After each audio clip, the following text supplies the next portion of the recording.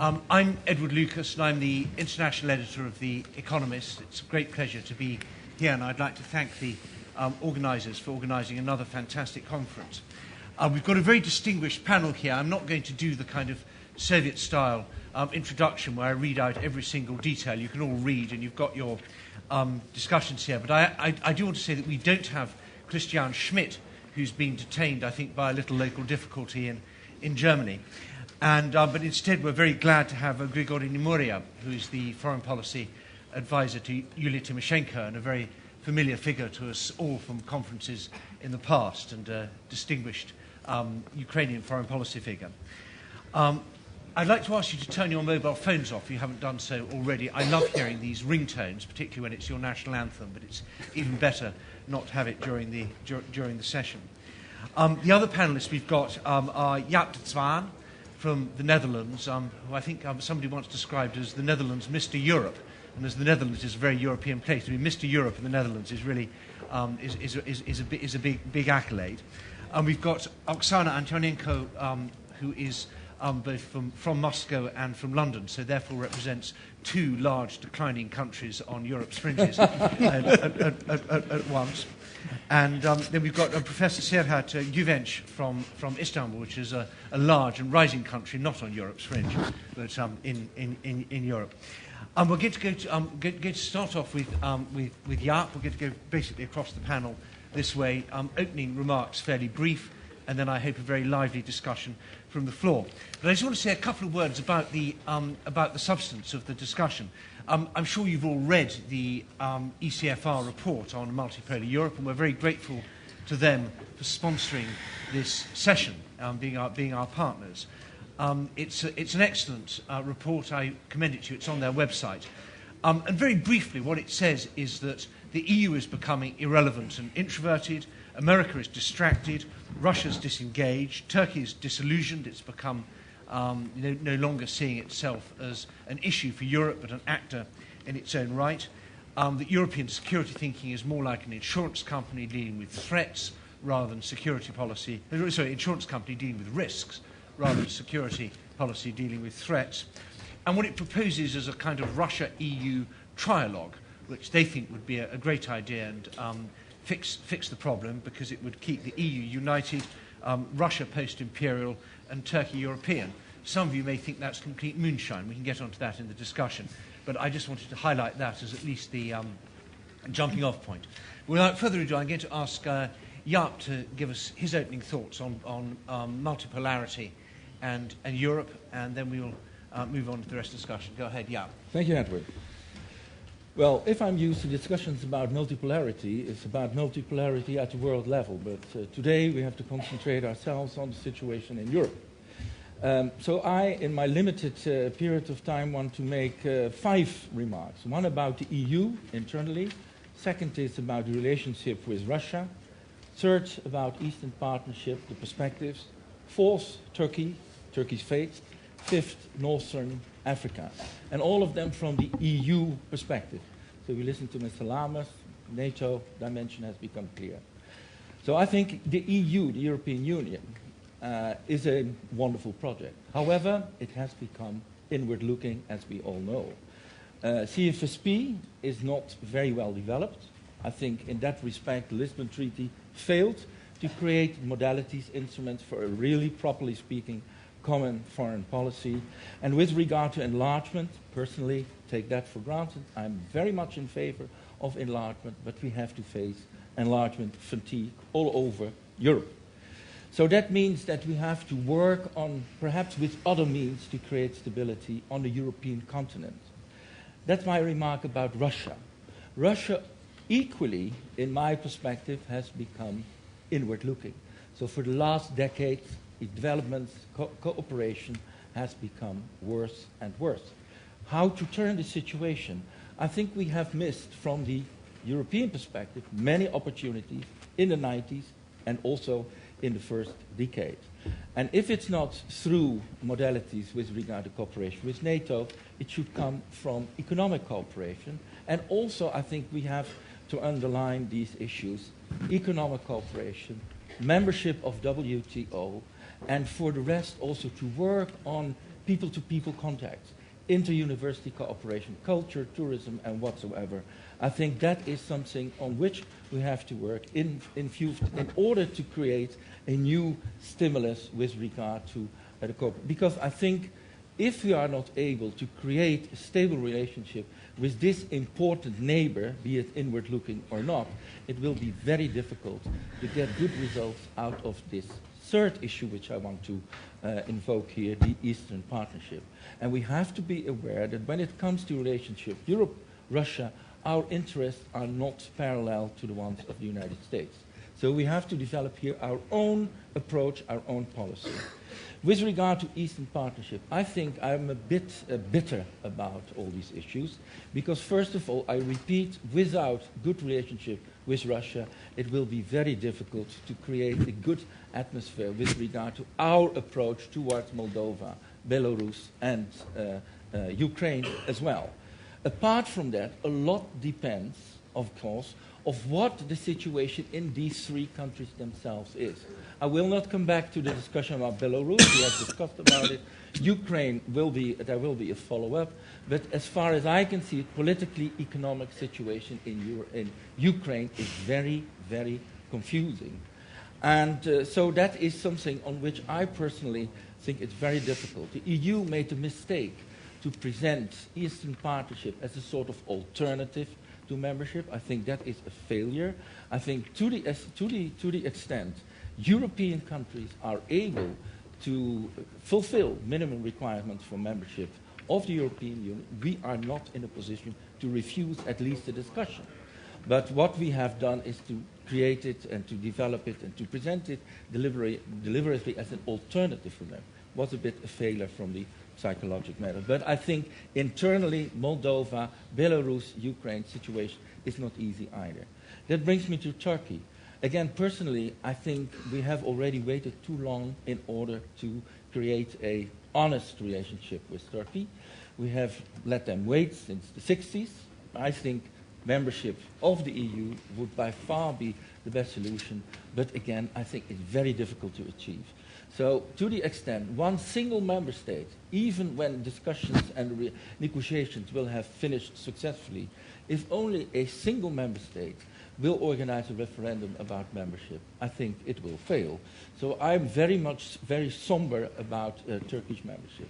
What we see now, of course, and you can, of course, hesitate whether Turkey is now developing itself as an autonomous power or as a regional power, but it's clear from all the efforts and the doctrine of Davutoglu that they are concentrating themselves on their own, on the region, on the neighborhood policy. And that brings me also to the Southern Caucasus. I think the future of our relationship with Turkey will also determine to a large extent what will be the future for Armenia, Georgia, Azerbaijan. Georgia with its perspective towards the West, Armenia more oriented towards Russia.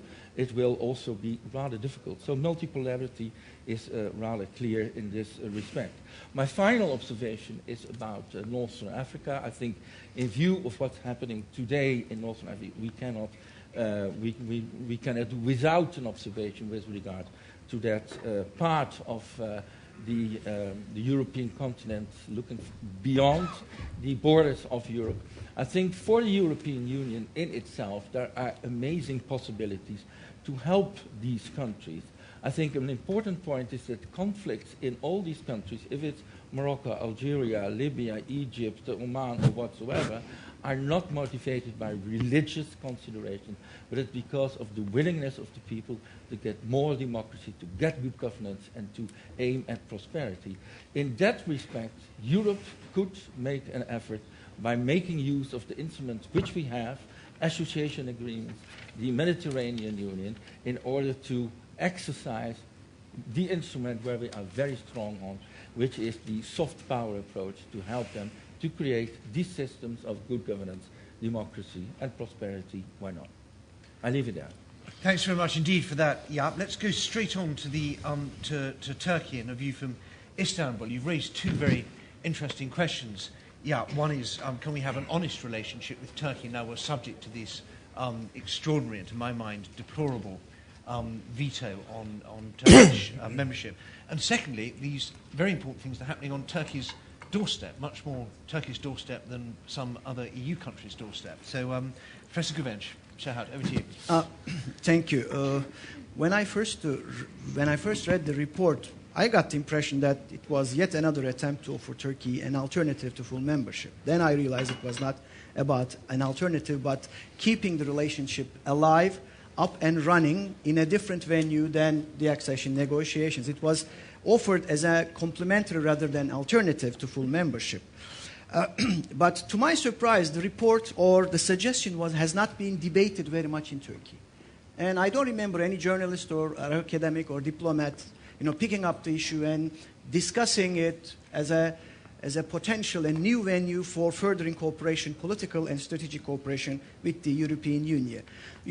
There might be several explanations for that. One was that we were consumed by a domestic agenda and the unfolding situation in the South, especially in the Arab world. So this idea of multipolar Europe, which offers Turkey a place as an equal partner, sort of equal partner, has not resonated well with Turkish opinion leaders. This is the first point I would like to make. Moreover, when this suggestion was made, the context was different, because the debate was dominated by the question whether Turkey was shifting axis, turning its back to West and going elsewhere. But now we're witnessing another shift in context, that is the transitions or future transitions in Turkey's near abroad. And now Turkey has been more and more offered as a model for these Maghreb countries, if you may. So there is this talk of Turkey as a model for this particular region. But the recent developments in that region also have indeed confirmed Turkey the merits of acting alone, if you may. I mean, should we go along with Europe or should we act alone?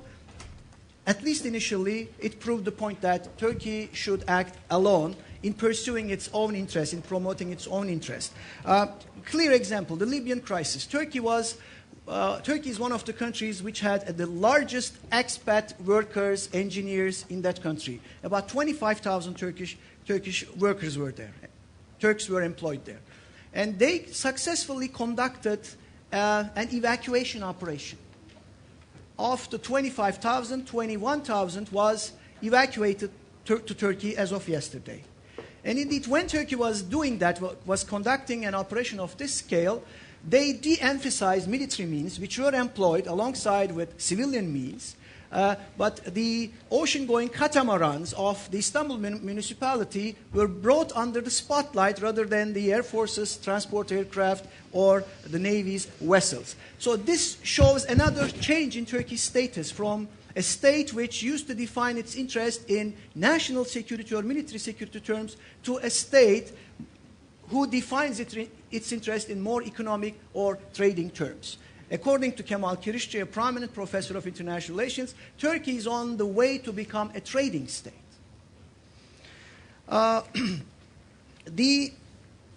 Speaking about Turkey as a pole, as a future pole in the future cooperation of Europe, it may be perceived in two different ways. One is, as I initially perceived it, as an alternative. It may be misperceived as another alternative to Turkey, so a way of decoupling Turkey from the enlargement, or it may feed into the existing feeling that they need us more than we do. Because offering or placing, contextualizing Turkey as a pole implies granting equal status to Turkey, peer or near-peer status. And this may really go down well with the Turkish policymakers and public. As for the approach I come across in the report, I see three problem areas. In terms of offering incentives to Turkey for cooperation outside of accession or enlargement process, what is in it for Turkey in agreeing to be a part of multilateral management of European affairs, European security? There are not sufficient incentives for Turkey in that regard. Moreover, how far EU will be, particularly some European countries, and precisely France, how far France will be ready to grant Turkey the peer or near peer status. Let me give you another recent example. In the previous panel, the moderator talked of Europe's need to develop ability to chew a gum and walk at the same time. President Sarkozy, in his recent visit to Turkey, proved that he could do both. I don't know what was his motive, but when he was leaving the country through the VIP terminal, he began chewing a gum. And the lowest acceptable Turkish official who could see him off was the mayor of Ankara. So in anger, he picked up a chewing gum and he started chewing the gum. So they introduced chewing the gum diplomacy to the game. You know, I mean, a French president chewing gum on his way out of Turkey, and mayor of Ankara, Turkish capital city, chewing gum in protest. So with that understanding, it is very difficult to create a mood or an environment for cooperation. Moreover, the fundamental problems that poison Turkey's accession process remain unsolved, as pointed out by the German parliamentarian. The Cyprus problem is there. Treating Turkey as a pole, as a manager of the European order, will require going around that problem, and I see no easy way around that. And once that problem is solved, then that will release quite a number of chapters for accession, and that will keep Turkey and Europe busy for the next 5-6 years. So the best way to keep Turkey European is to revitalize the accession negotiations. That's the points I would like to make. Thank you. Great, thanks very much indeed for that, Serhat. And you didn't mention the Turkish relationship with its neighbours to the north of Ukraine and Russia, but perhaps we can get onto that later on. But I'm going to turn straight to Kyiv now. And Grigory, how does this sound to you? You're in an unusual position of being a pro-European politician in a country which seems pretty much to have given up, as far as we can see on the outside, of boosting its relations with the EU at a time when the EU seems to have given up pretty much on boosting its relations with Ukraine. So how do you keep yourself cheerful? Just calls for a much better sense of strategic direction that is important for any country.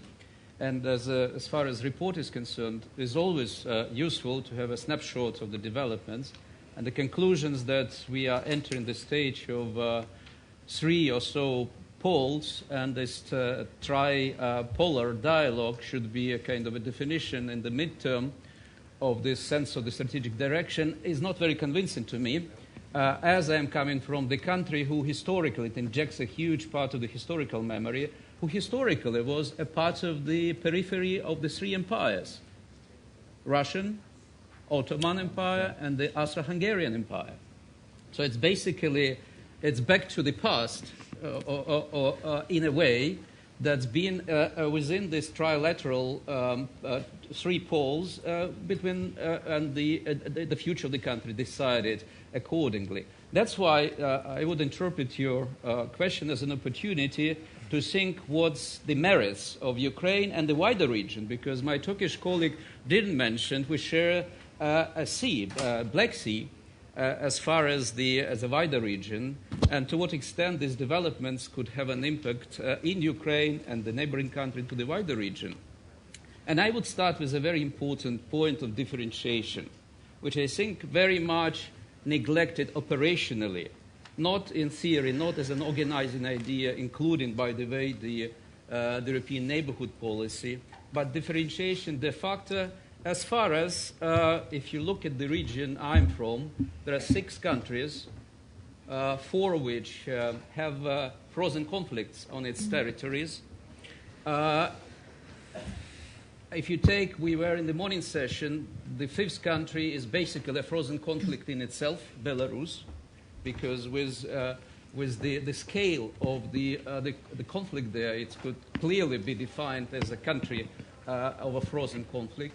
And that gives a very special role and mission for Ukraine to preserve what has been achieved as part of its very new historical development.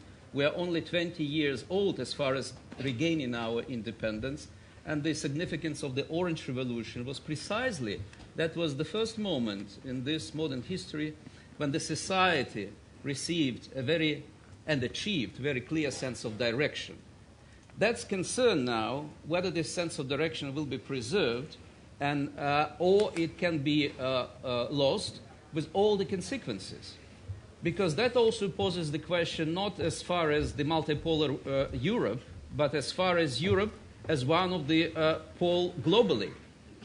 Because, and to be competitive globally, to be successful globally, Europe must recognize which of its strategic assets matter for Europe itself and for those rising powers that Europe wants to compete with.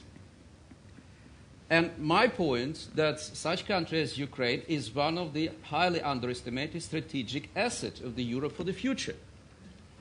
And this capacity, it could be used as a leverage for Europe dealing with some of those rising powers, including China, who is more and more visible in the region, including Belarus. It's one of my colleagues mentioned Moldova, not so much in Ukraine so far, but it's obviously a huge change, especially was visible after the war in Georgia.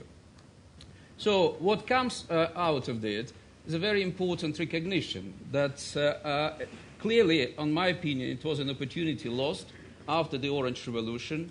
As far as the EU chance is concerned, that was the time to finally provide, despite various doubts, the so-called European perspective for Ukraine, not for Ukraine as a government, not for Ukraine as a political class, Ukraine as a society, Ukraine as a country that matters, and Ukraine which is a strategic asset for Europe, if this is a part of the strategic vision. That was the opportunity lost.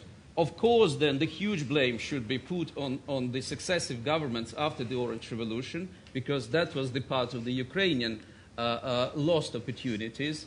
But it doesn't mean that that was the lost opportunity in the past. It should not come again in the future. And now I think, despite of all these gloomy pictures, despite of this lack of appetite to rethink the value of the strategic assets for the whole united Europe, time is ripe to start with reassessing the Eastern Partnership and its instruments in a way that would finally fill the deficit, the huge deficit of the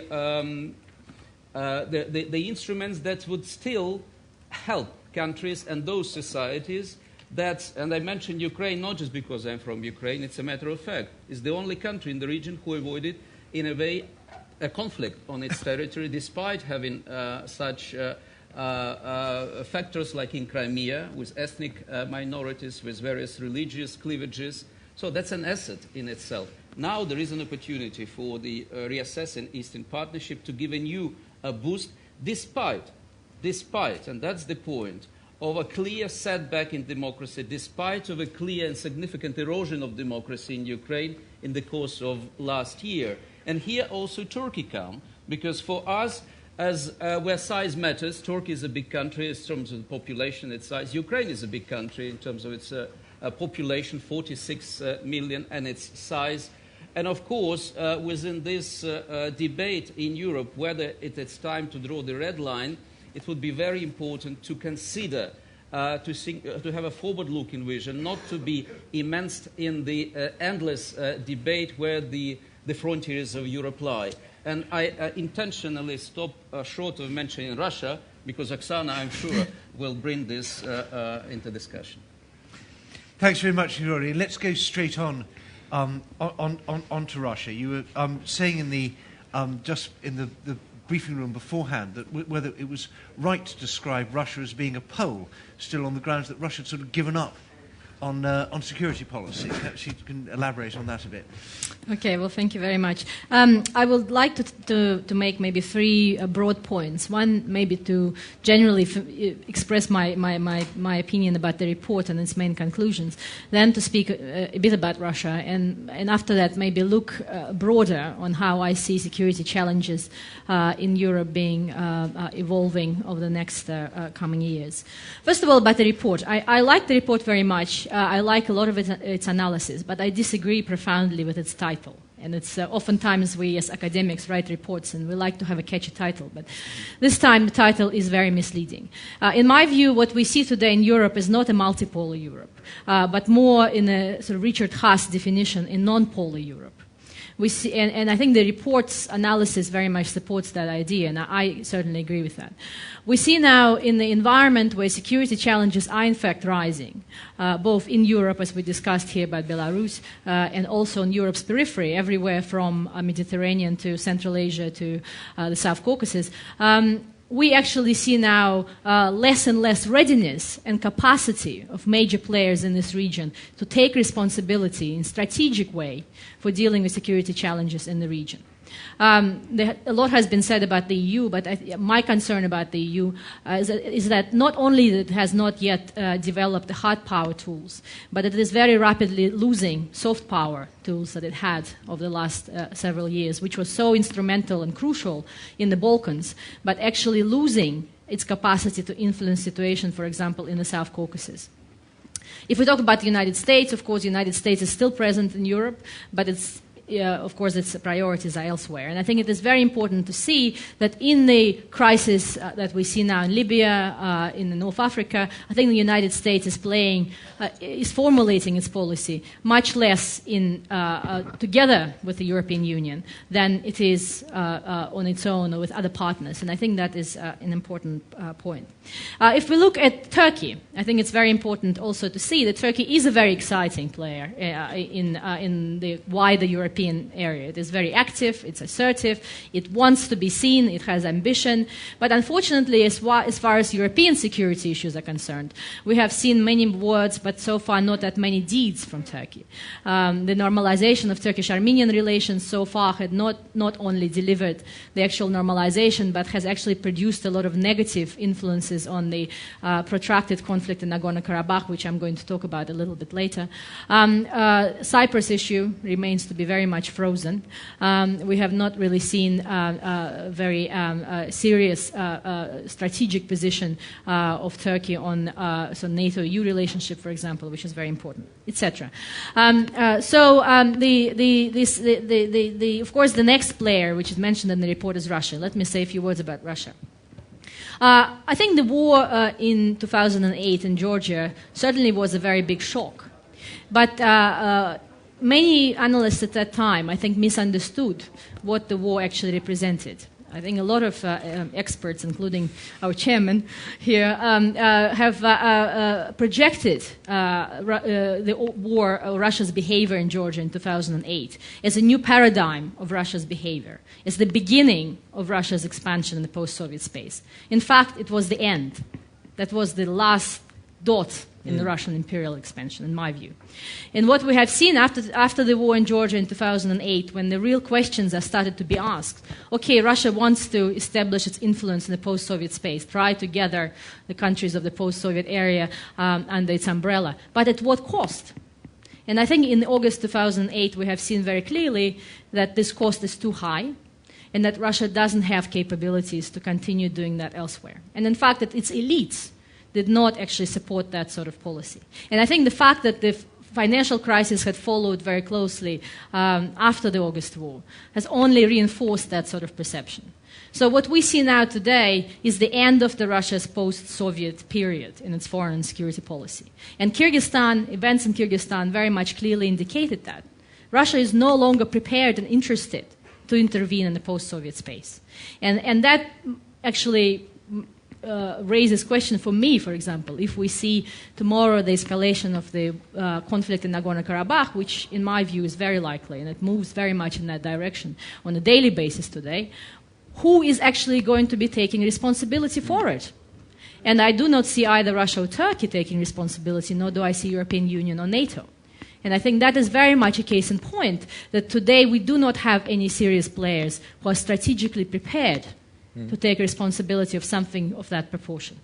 Now, another point on Russia. I think we see Russia today going through a very remarkable phase. I think leading to 2012, a lot of changes are happening domestically. They're happening very much below the surface. But things are happening. And Russia is increasingly now inward-looking, not because it has a real domestic pluralism and democracy, not because of that, of course, but because the system, the domestic political system, has become so dysfunctional in many areas that it requires a lot more effort to manage that ship.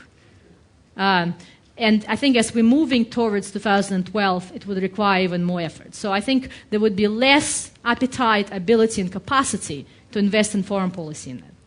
The third point about Russia is its relationship with the West. I think there is a huge disillusionment in Russia now about the West, particularly about Europe. If you go to Moscow today, almost everyone you talk to is very downbeat on Europe. And that's partly, of course, the function of Russia's geography and the recent history of economic development. We have seen, of course, in the last several years, Europe falling, China rising, and they both are on Russia's borders.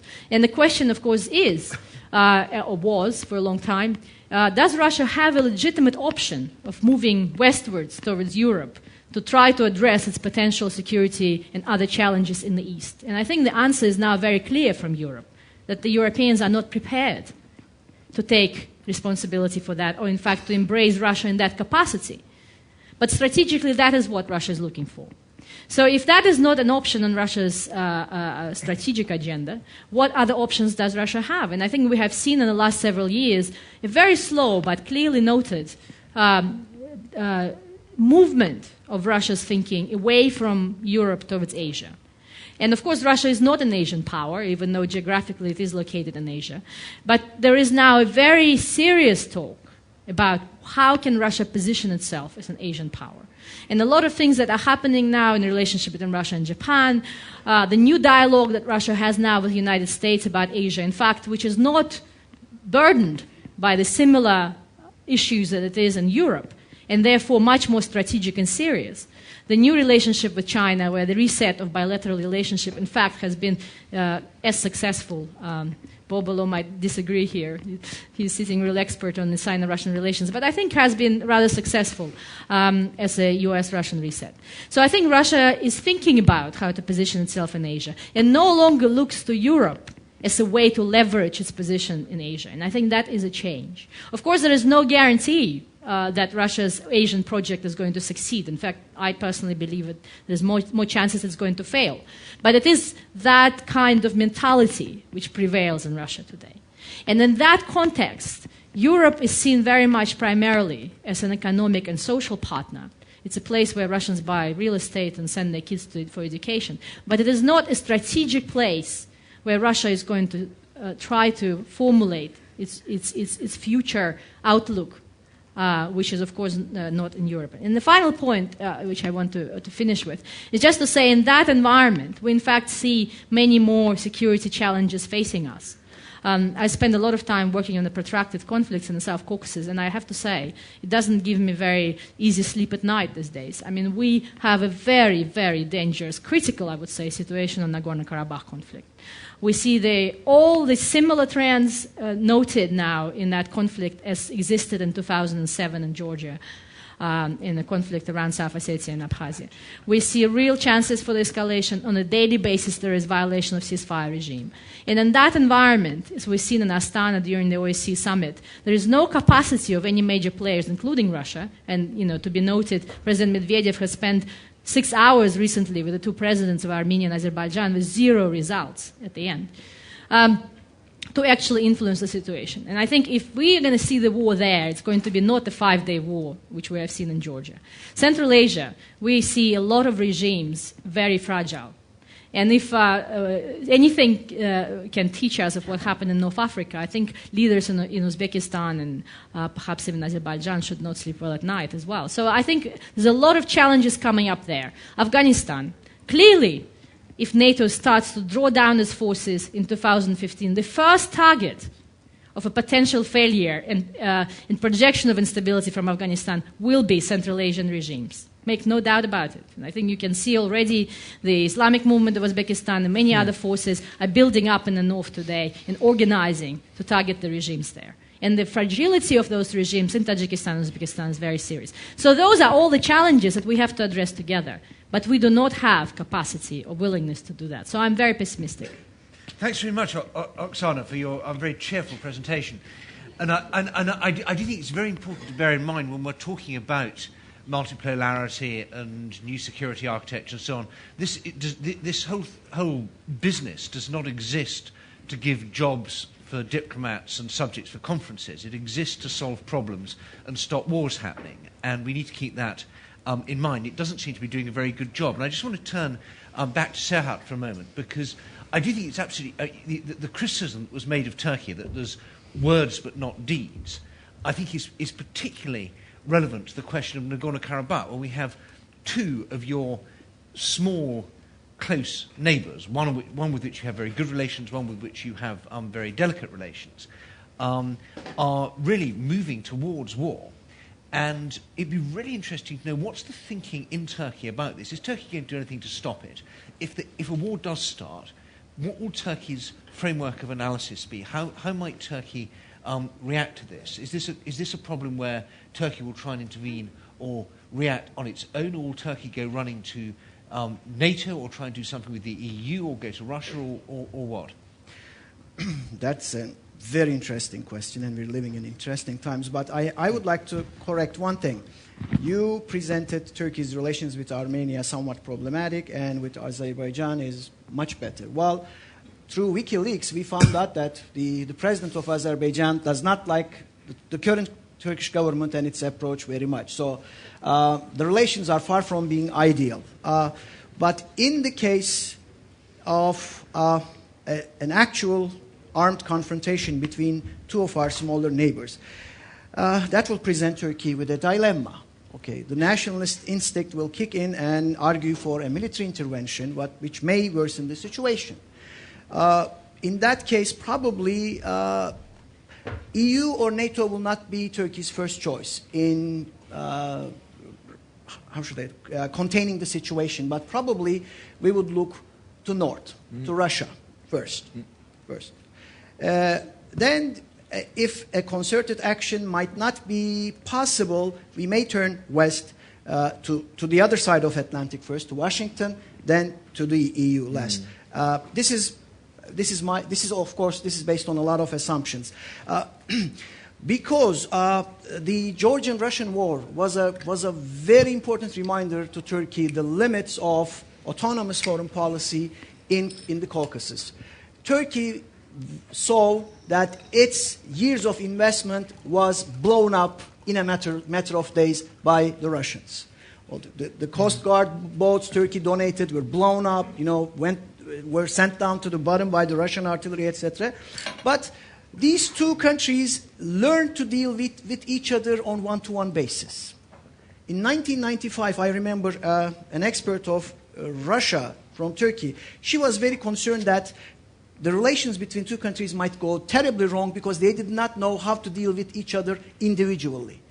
They dealt with each other through multilateral forums, but it was the first time, after a long while, they would be dealing with each other. So they managed to learn to live and work together. Therefore, the first instinct will be like in the Georgian conflict, going to the region, Azerbaijan preferably, try to revitalize this Caucasus Stability and Cooperation Initiative, and try to bring Russia into the fold, contain the problem within the region without inviting outside powers. But if things go terribly out of hand, then there will be room for involvement from the West, so to speak.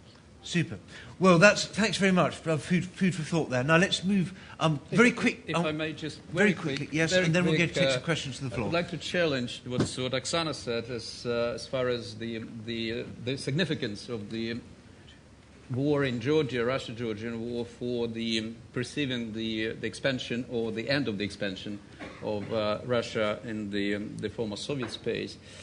Yes, if you take this as a militarily, maybe, but there are other means that are basically becoming more and more visible, and what is no less important, not visible but invisible, which helps to achieve security and foreign policy goals, but by other means. Take Ukraine. The major goal of Russia the last years was to prevent Ukraine to continue its movement towards NATO. It has been achieved peacefully, just because of the change of the regime in Ukraine, Secondary, now the more operational sense of to rearm and modernize Black Sea Fleet is going to be achieved, despite of the fact there is no additional agreements as far as the Black Sea agreements have been signed in addition to 1997. And second point, so there's one argument to count. And the second point, if you look for the future and take energy security, it's more and more clear that Nabucco and others in the future would obviously would bring gas not just from Azerbaijan but from Iraq and maybe in the distant future from Iran. So therefore the nature of the regime, the political orientation of the regime, of the countries in between, like Ukraine, would matter as a factor of balance or counterbalance. Yes. Of course, last time I looked, I don't think Nabucco is going through Ukraine, and that may... No, but I mentioned others. Others, yes. There okay. are some others. Right, Oksana, can you hang on to respond just until we take this question? So, can we have the microphone down here at the front? Can you stand up, please, sir, and introduce yourself?